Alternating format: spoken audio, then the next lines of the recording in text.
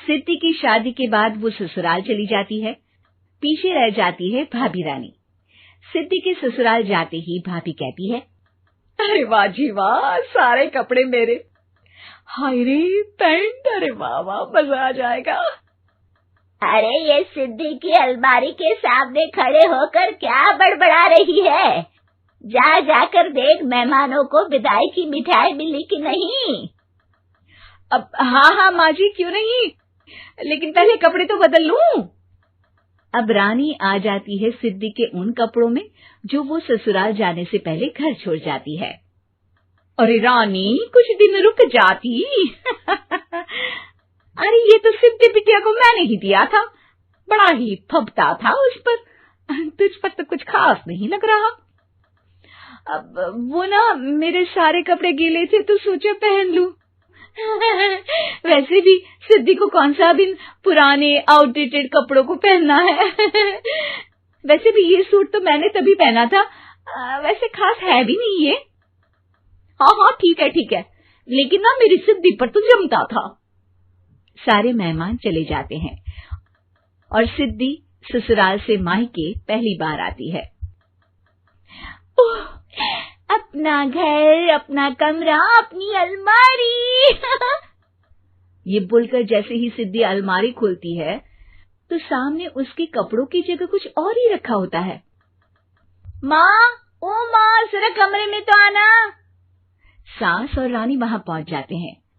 रानी ने पहनी होती है सिद्धि की जींस और टी शर्ट। अरे भाभी, ये क्या? ये तो मेरी बड़ी ही महंगी टी शर्ट है, इसे आपने घर में क्यों पहनी है? अरे बहुत मिलती है दीदी ये चौक की मार्केट में, 150 में।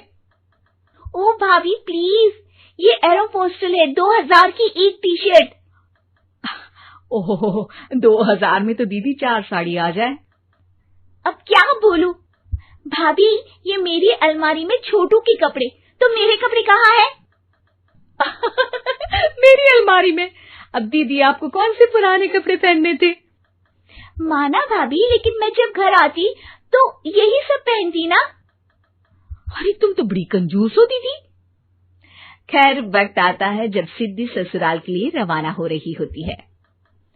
अरे रानी, अंदर से सिद्धि का गिफ्ट ले आ, लड़की पहली बार ससुराल से मायके आई है। रानी अंदर जाती है और एक सिंपल सी साड़ी लेकर बाहर आ जाती है। ये लीजिए माँ जी। सास बेटी को गिफ्ट देकर ससुराल भेजती है। अगले दिन रानी एक सुंदर सी साड़ी पहनकर सामने आती है।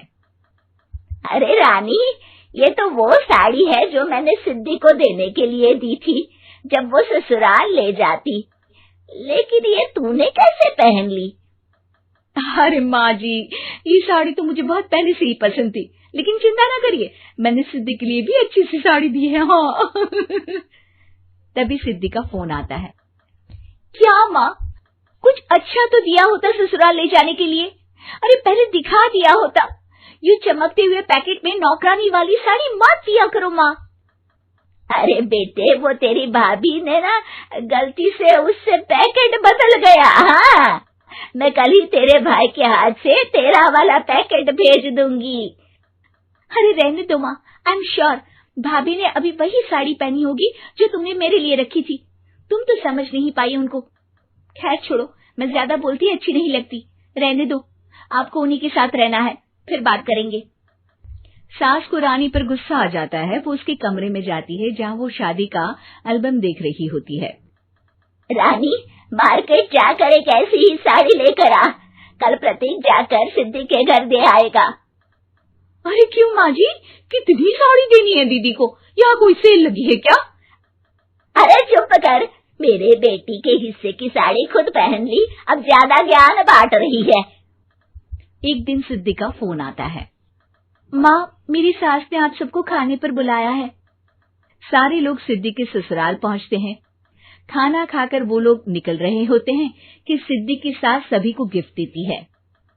अरे बहन जी, बेटी के घर का खाना खा लिया, यही बहुत है जो आप ऊपर से गिफ्ट भी दे रही है। अरे बहन जी, आप भी कहाँ इन बातों पर विश्वास कर रही हैं। सास सभी को गिफ्ट देती है, लेकिन रानी को जो साड़ी देती है वो अजीब सी हरे रंग की लाल रंग के बड़ी छाप वाली होती है। अरे छी, ये कौन पहनेगा? सासू माँ को तो जरी वाली इतनी सुंदर, और मेरे लिए ये नौकरानी वाली। अरे भाभी, दरअसल मैं जब भी घर आती थी आप वापसी में ऐसी ही साड़ी देती थी ना, तो माँ ने सोचा कि आपको आपकी पसंद की ही साड़ी क्यों ना दी जाए। बेचारी रानी, बोलती भी तो क्या। सिद्धि और सास रानी का चेहरा देखकर हंसने लगती है, तो रानी समझ जाती है कि अपने ही बिछाए जाल में वो फंस चुकी है।